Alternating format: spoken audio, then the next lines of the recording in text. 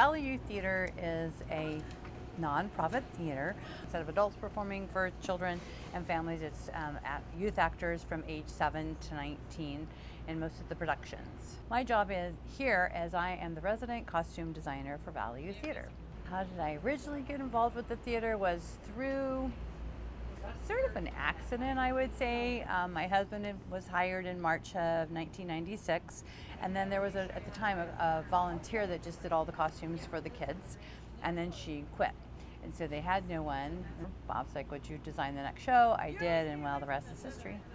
When I'm designing for a new show, I usually start with lots of research. I do some drafting, and then I do a lot of modifications of patterns.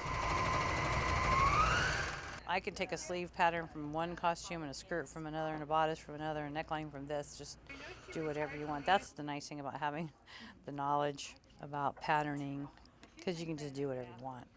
After the show is finished, what I do with the costumes is I just set them on fire. Okay, that's not true, but I sure wish I could sometimes. I sort them, we wash them. We reuse costumes? You bet. Every chance I get. My warehouse is uber full, and so that's the only, we just have to like put them in plastic bags and just shove them in, and it's really full, my warehouse. I've been the costume designer for 22 years.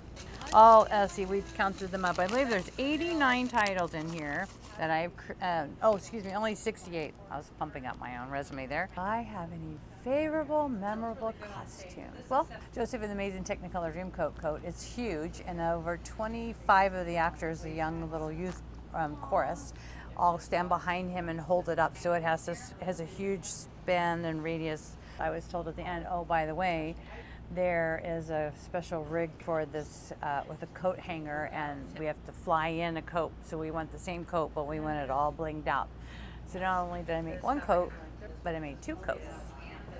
But it used to give me chills when it would fly down because, of course, the lighting, it was beautifully lit, and it was quite spectacular. The most rewarding thing about being a costume designer, I would have to say, is when the actor loves their costume so much they ask if they can keep it. So that makes me know that they really like it and they approve and that they're honored to wear it. So that's very rewarding. So they said,